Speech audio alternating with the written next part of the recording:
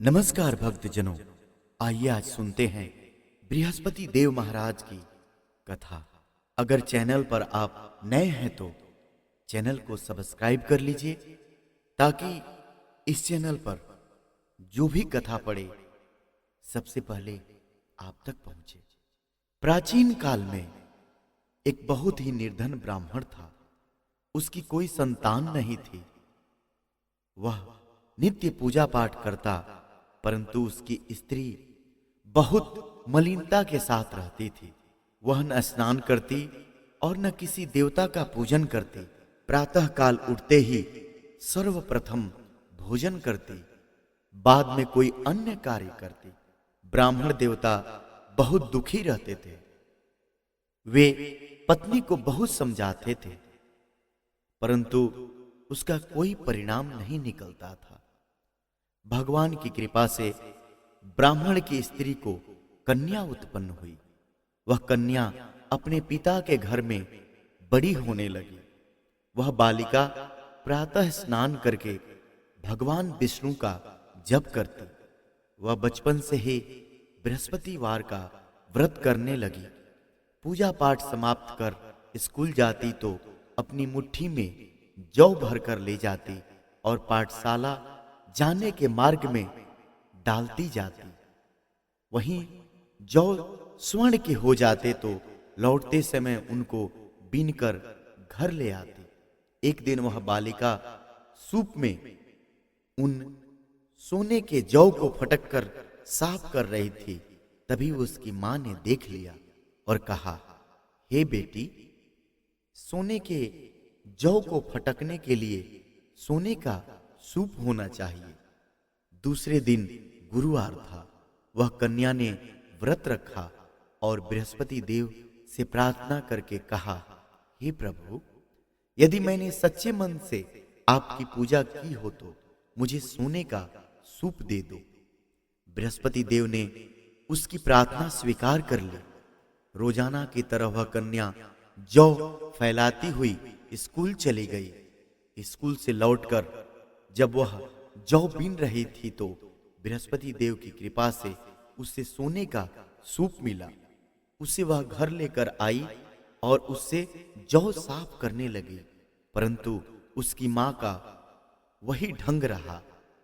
एक दिन की बात है, वह कन्या सोने के सूप में जौ साफ कर रही थी। उस समय उस नगर का राजकुमार वहां से होकर निकला। इस कन्या के रूप और सोने के सूप में जौ को साफ करते देखकर वह उस कन्या पर मोहित हो गया। राजमहल आकर वह भोजन तथा जल त्याग कर उदास होकर लेट गया। राजा को जब राजकुमार द्वारा अन्न जल त्यागने का समाचार ज्ञात हुआ तो अपने मंत्रियों के साथ वह अपने पुत्र के पास पहुंच गए और बोले, हे बेटा, तुम्हें किस बात का कष्ट है? किसी ने अपमान किया क्या, या अथवा कोई कारण है? मुझे बताओ, मैं वही करूंगा जिससे तुम्हें प्रसन्नता हो। राजकुमार ने अपने पिता की बातें सुनी तो वह बोला, मुझे आपकी कृपा से किसी बात का दुख नहीं है। किसी ने मेरा अपमान नहीं किया है, परंतु मैं उस लड़की के साथ विवाह करना चाहता हूं जो सोने के सूप में जौ साफ कर रही थी।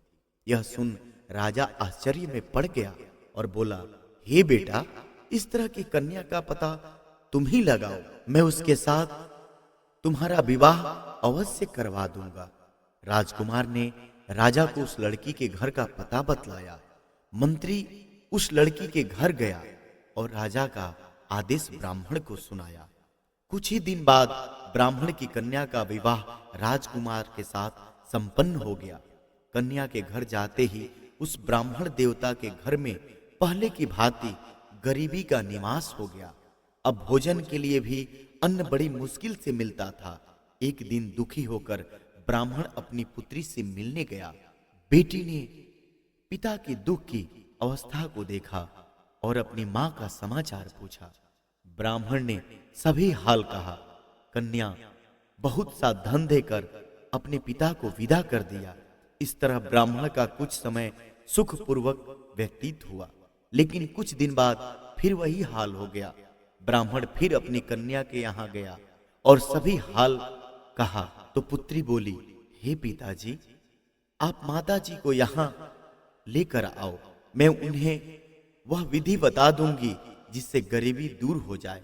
ब्राह्मण देवता अपनी स्त्री को साथ लेकर अपनी पुत्री के पास राजमहल पहुंचे तो पुत्री अपनी मां को समझाने लगी, हे मां, तुम प्रातः काल उठकर प्रथम स्नानादि करके विष्णु भगवान का पूजन करो तो सब दरिद्रता दूर हो जाएगी। परंतु उसकी मां ने उसकी एक बात नहीं मानी। वह प्रातः काल उठकर अपनी पुत्री का बचा जूठन खा लेती थी। एक दिन उसकी पुत्री को बहुत गुस्सा आया। उसने एक रात एक कोठरी में सारा सामान निकाल दिया और अपनी मां को उसमें बंद कर दिया। प्रातः उसमें से उसे निकाला तथा स्नादि कराकर पूजा पाठ करवाया तो उसकी मां की बुद्धि ठीक हो गई। उसके बाद वह नियम से पूजा पाठ करती और प्रत्येक बृहस्पतिवार को व्रत रखने लगी। इस व्रत के प्रभाव से उसकी मां भी बहुत धनवान हो गई और बृहस्पति देव के प्रभाव से स्वर्ग को गई। वह ब्राह्मण भी सुखपूर्वक इस लोक का सुख भोगकर स्वर्ग को प्राप्त हुआ। इस तरह कहानी कहकर साधु देवता वहां से लोप हो गए। धीरे धीरे समय व्यतीत होने पर फिर बृहस्पतिवार का दिन आया।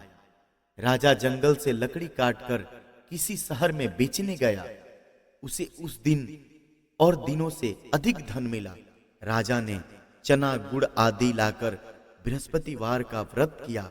उस दिन से उसके सभी क्लेश दूर हो गए।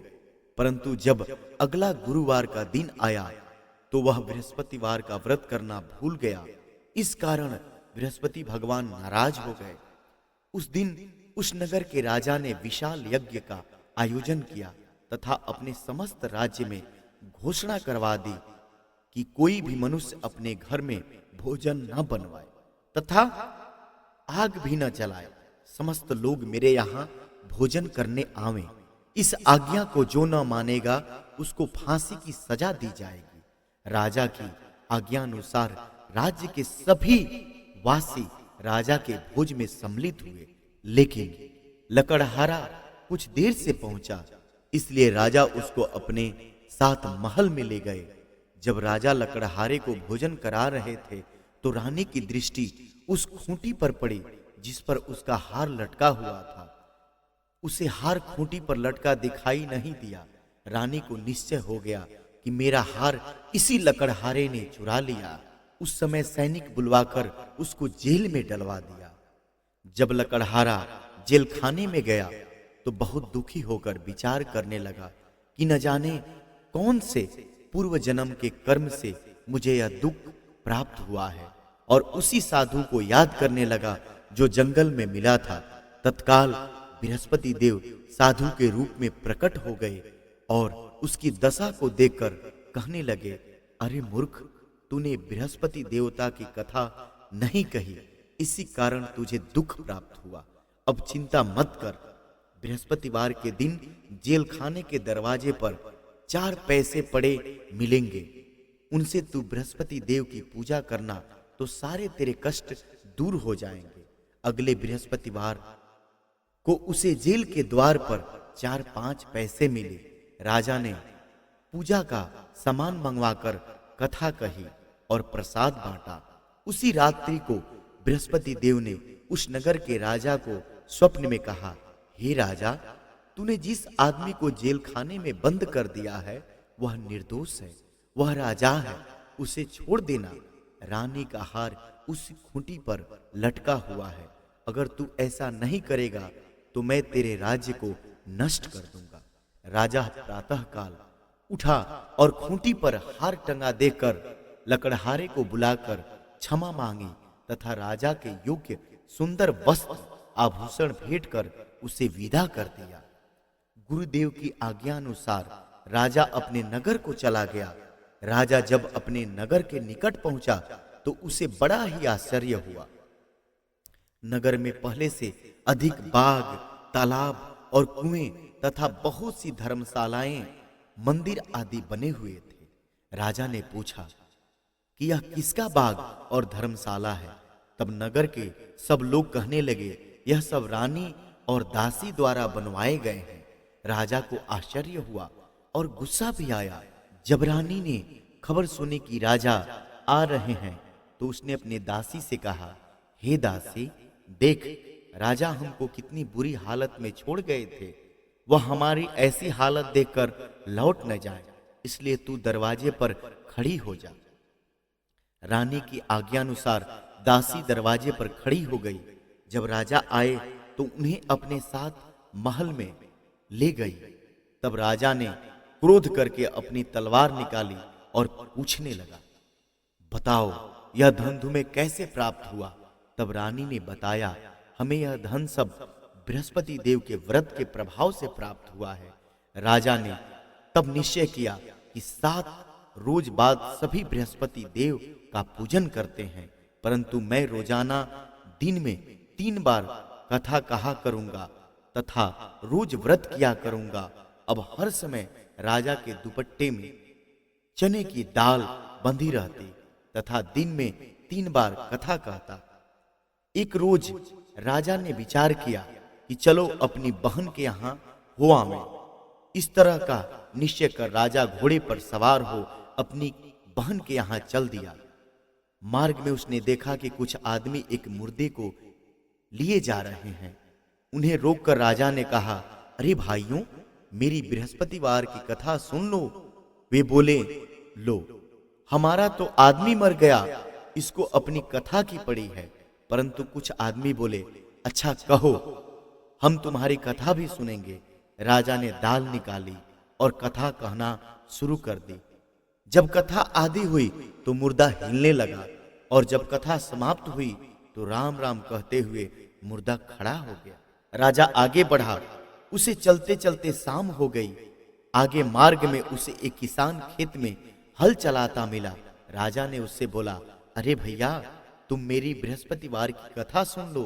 किसान बोला, जब तक मैं तेरी कथा सुनूंगा तब तक 4 हरैया जोत लूंगा। जा अपनी कथा किसी और को सुनाना। राजा आगे चलने लगा। राजा के हटते ही बैल पछाड़ खाकर गिर गया तथा किसान के पेट में बहुत जोर दर्द होने लगा। उसी समय किसान की पत्नी रोटी लेकर आई। उसने जब देखा तो अपने पुत्र से सब हाल पूछा।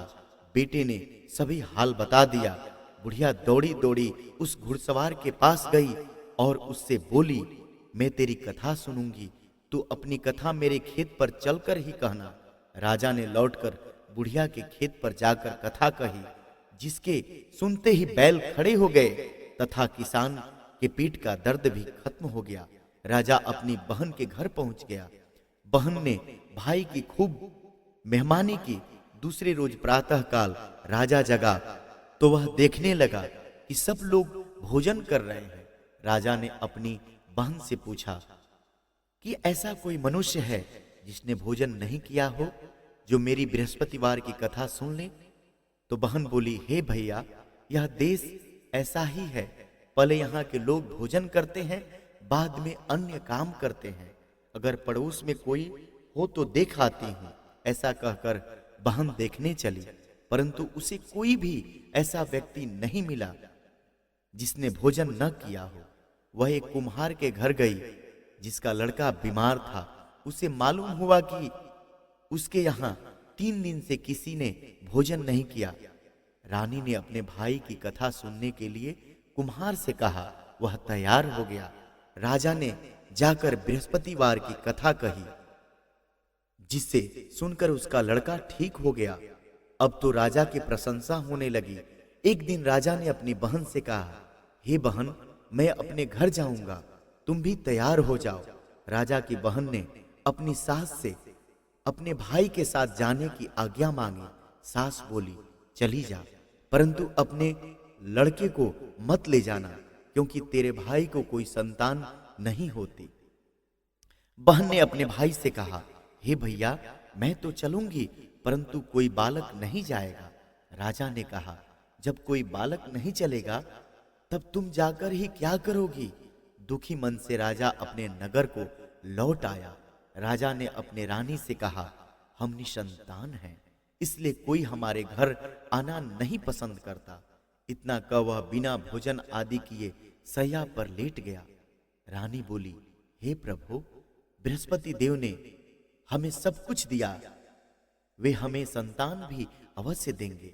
उसी रात बृहस्पति देव ने राजा को स्वप्न में कहा, हे राजा, उठ, सभी सोच त्याग दे, तेरी रानी गर्भवती है। राजा को यह जानकर बड़ी खुशी हुई।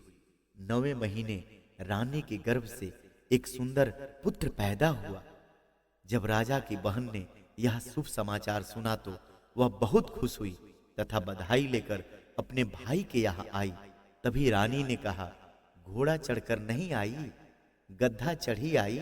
राजा की बहन बोली, भाई, मैं इस प्रकार न कहती तो तुम्हें औलाद कैसे मिलती। बृहस्पति देव ऐसे ही हैं, जिसके मन में जो कामनाएं रहती है सभी को पूर्ण करते हैं। जो सद्भावना पूर्वक बृहस्पतिवार का व्रत करता है एवं पढ़ता है अथवा सुनता है और दूसरे को सुनाता है, बृहस्पति देव उसकी सभी मनोकामनाएं पूर्ण करते हैं। बृहस्पति देव उनकी सदैव रक्षा करते हैं। जो संसार में सद्भावना व सच्चे हृदय से बृहस्पति देव का पूजन करते हैं, उनकी सभी मनोकामनाएं उसी प्रकार पूर्ण होती है जैसे रानी और राजा ने बृहस्पति देव की कथा का गुणगान किया। उनकी सभी इच्छाएं बृहस्पति देव ने पूर्ण की। मनुष्य को हृदय से उसका मनन करते हुए जयकार करना चाहिए। जी हाँ भक्तजनों, आपने सुना बृहस्पति देव महाराज की कथा। जो भक्त सच्चे मन से बृहस्पति देव की पूजा करते हैं, बृहस्पति देव उनकी सारी मनोकामनाएं पूर्ण करते हैं। प्रेम से बोलिए बृहस्पति महाराज की